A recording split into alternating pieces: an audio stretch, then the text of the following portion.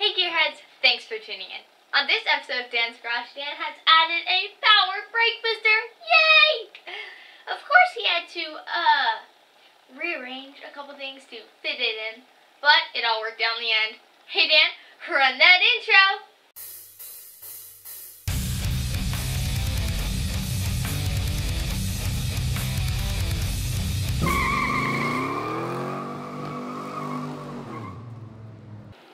Hey guys, so back onto the Chevelle. Got a new project for this one. I know you've all seen it go because you've seen the burnout video. But what you haven't seen is it stop, and it's terrible at stopping. It's real good at going, not very good at stopping. So this does still have the original four-wheel drum brakes, which have been redone, and I did change over the single master cylinder to a dual master cylinder to make it a little bit safer to drive. But what it's missing is power brakes. So, yep, got a power booster for my birthday last year actually, and it's been a project that's been haunting me, and the Chevelle honestly is getting harder and harder to drive and to stop. So I'm going to go ahead and look into putting this in today, and you're going to come along for the ride. So let's go under the hood.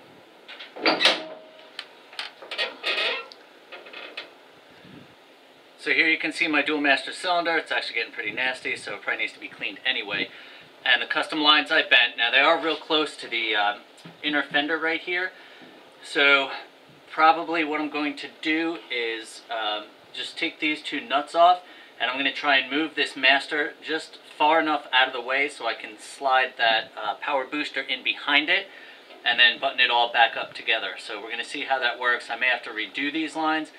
I'm a little nervous about disabling the car in case the brake lines have to be rebent and everything. I won't be able to drive it or move it, but it really needs to be done, and it's really going to improve my drivability until I can get to the power disc brakes. I know some of you guys are out there going, just convert to power disc brakes. Well, that costs money. So we already have this, and it was a birthday present. So let's get to it. I'm going to remove these two 9/16 nuts holding the master onto the firewall. I've already disconnected the pedal on the inside. I'll show you what that looks like in a minute once I get this out, and then we'll see how much movement we're going to have on this.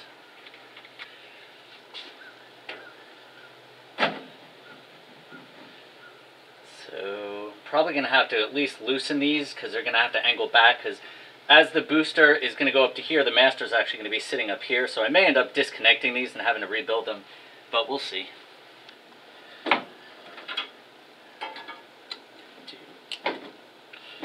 Just loosen these up so they can swivel a little bit. Try not to lose any fluid. Obviously I'm going to end up bleeding this when I'm done anyway, but... So this is the old bracket off of the pedal. This had a boot on it, but inside the boot it's basically just a push rod that pushes in on the master. So with the master now being over here, we're not going to worry about this together. What we're going to do is we're going to put this bracket, which is going to be the same as this one here. Hopefully that'll work. And then this is going to go ahead and thread on here, and then that's what's going to set our pedal free play when we get to the end, I believe. I may have to put this through the firewall. I don't know if that's even going to fit yet. Maybe not. But this is going to go up against the firewall here. You can see the angle that it's at. So this is where it's sat before with the master here. Now the master is going to be all the way up here, and it's going to sit on an angle. So we'll see how this all works out. This booster is just going to go right in place of where the master was, and hopefully we'll fit in without any issues. Mounts on these 4 studs. Alright, it's going to be easy right there.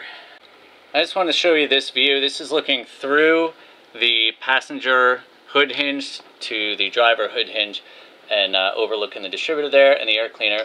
And you can see what an angle that booster is at now. So it really does angle it quite up a bit and bring the master up and out of the way of your headers, your valve covers, or whatever you have there. So the coils are holding up the booster from working in here. So we need to gently try to bend these kind of out of the way, and hope we can finalize them later. Now once I move these out of the way, I may end up kind of remaking them, but for now kind of just got to get them out of the way in order to get this in correctly. So, alright, so we'll just try to get these nuts started.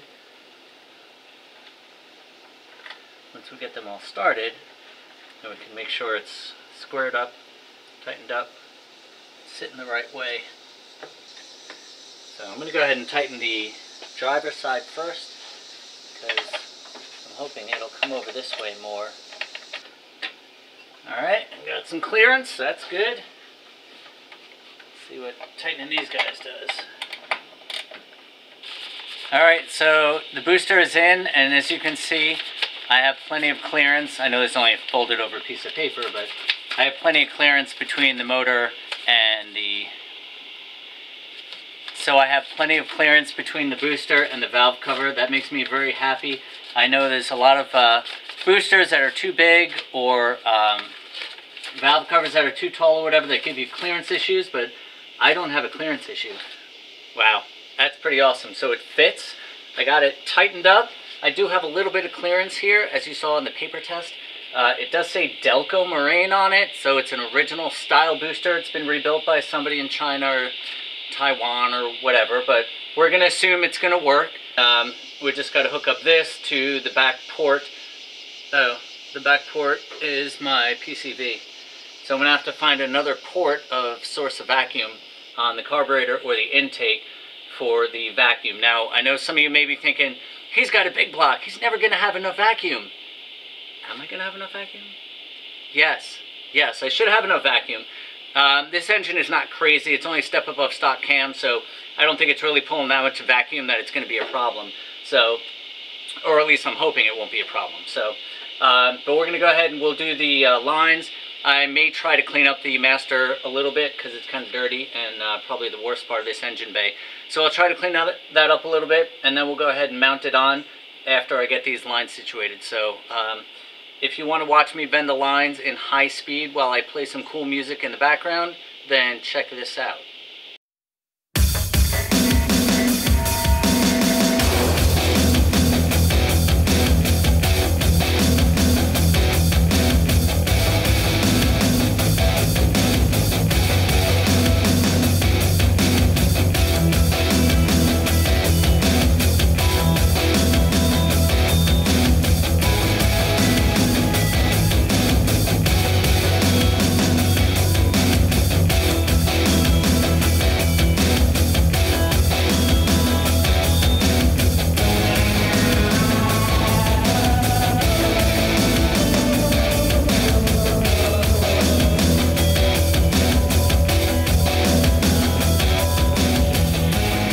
So, here's something else I want to show you. This is the rod that was in the booster. This is the second rod that came with the booster. So you can see there's about, what is that, 1.25 inches maybe difference on these. So you may need to do some research on which rod you need to see how far this goes in.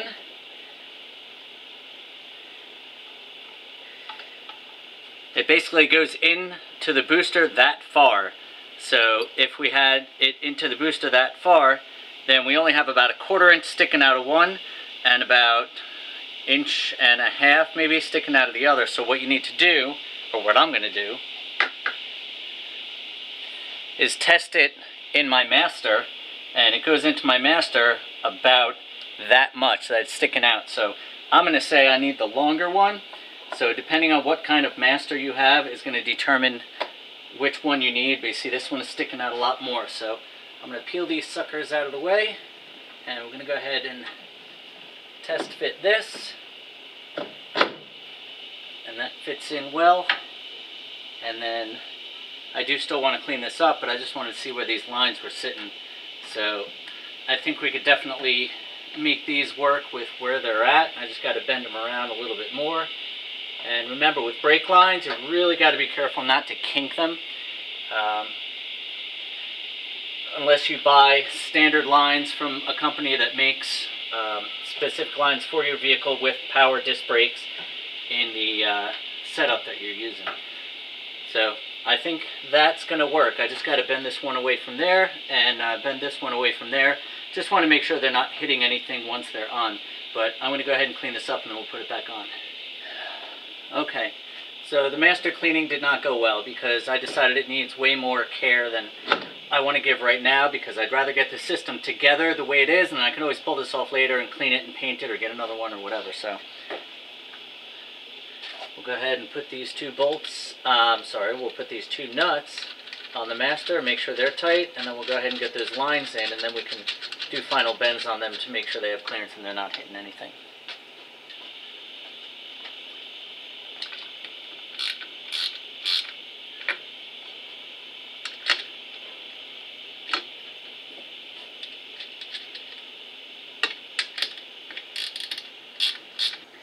And again, you always want to start these lines by hand to make sure that they're going in without any issues. Tighten these lines up. Wow, that actually went pretty easy. I was honestly a little bit scared about putting this in. I thought it was going to be a whole lot of trouble. I thought I was going to have a lot of problems. This thing fit really well. I still have clearance to the engine. I was able to move my lines over. They're not as pretty as they were before, but I'm okay with it. That's a small sacrifice to have power brakes and really be able to handle my car. I don't know if any of you guys have cars with four-wheel drum manual brakes and try to stop with a little bit of power, but it stinks. So, two things left. So they do supply you with this little fitting here. So this just goes in here, and I do have to feed it with vacuum. Now, if you have a second port or another port that you can feed off your manifold or your carburetor, you can feed into that. I only have one coming off the back of the carburetor, and it's actually going to my PCV. Now, I can split off of that and use the PCV and the power brakes. A lot of people don't like splitting off a line. They like doing a dedicated line for your power booster, so you know you're not going to have any issues or any kind of vacuum loss. I do have a port on the back of the intake that I can use, so I'll kind of have to see how that goes. I don't have a hose right now or a T-fitting or another fitting to come off the manifold, so we're not going to do that right now. But what I am going to do is I'm going to go underneath the dash and I'm going to see if I can hook up the pedal and go ahead and get it adjusted. Alright, under the dash here, that's the booster coming through. I did have to move this rod to the lower pin position because of the angle it's on. The upper position is more for a straight-on shot. But I did reuse the pin spot on the top for the spring because of the way that operates. And that's up over here. That goes back into the original positions. And then you have your brake switch here, and you just need to make sure when you depress your brake pedal, that switch is opening and closing, so your brake lights will still work. I got the bump stop in here, and I believe we got just enough free play on this that we should be good. Alright, let's go back under the hood. Alright, so I did a little bit of research, and I do want to separate the vacuum line, so I'm going to leave the PCV on the back of the carburetor. And I do have a port right here on the back of the intake, and I'm going to go ahead and get a fitting for that and run the power brakes off of that.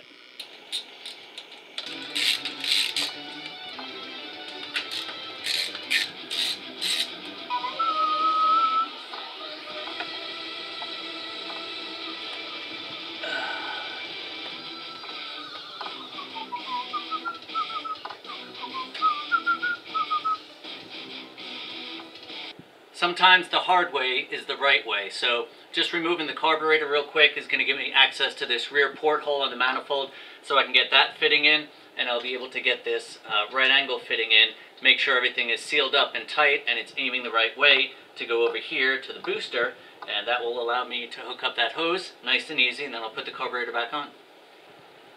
I'm going to use this paste thread sealant on here instead of tape just because I have it, and this works the best from what I've seen and heard and read, and they're really smart, so that's what we're going to use.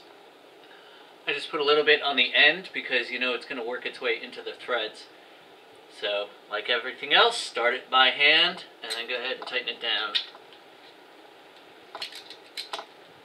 And we're going to do the same thing with the right angle fitting. Just get it started by hand. You see how that paste is pushing out, so I probably put a little too much on it, but that's alright. You definitely want to make sure this is tight, but you want to make sure it's pointing the right way too, so go ahead and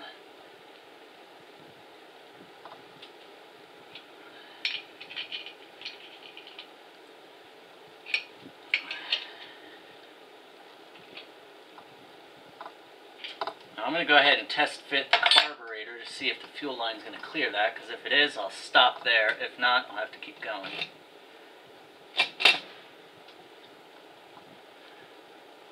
Alright, that does clear, so we're good there. I just went down to my local auto parts store to get the hose for the vacuum, but you got to make sure that you get vacuum hose. You can't use fuel line or anything like that because those are different. So Stanley, thanks for hooking me up. So this, we're just going to go ahead and measure it and trim it to fit.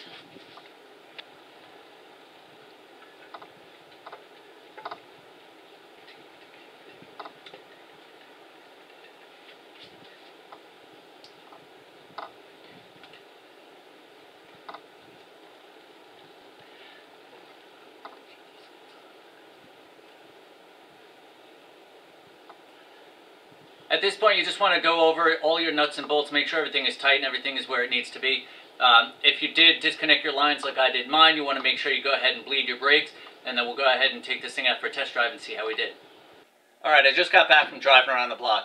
Man, does this thing make a difference. I had a single master originally. I did upgrade to a dual master to separate the front and rear just so I had a little bit of extra safety, and then I fixed the emergency brake to make sure that worked. But adding this power booster is like miles above everything else. If you have a single master or a dual master that's non-power, even if it's all drums, you don't want to go to disc just yet, or you don't have the money, this is an amazing improvement. It's only about $100, $150. It is a little bit of trouble to get it in depending on your situation and your system, but it is definitely worth it. So definite thumbs up on this one, and that's pretty much it. So I thank you for watching. I'll see you on the next one. Well, that's it for this episode. You can leave comments below, give this video a thumbs up, and make sure to hit that subscribe button and the bell so you get notifications when new videos are uploaded. Thanks for watching. I'll see you on the next one. Until then, stay positive, keep on wrenching. I can't see it, Ashley. I have to see what I'm shooting. I have to see what I'm doing. Replaced the power brake booster. Huh? I added a power brake booster. You heard that night crack. Did you? No. Hey, gearheads! Didn't see you there. Thanks for tuning in. You already used that on an episode. Do that again. Can't use the same jokes over and over again unless you're a comedian. If you want to watch me bend the lines in high speed while I play some cool music in the background, then check this out.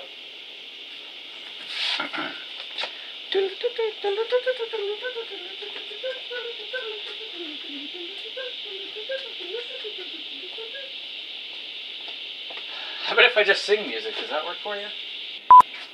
Look! Power brakes! You'll be able to drive it. Just kidding. Brake lights on, brake lights off. Brake lights on, brake lights off. Sorry everybody. Kicking myself, running into things. Because actually, what is that?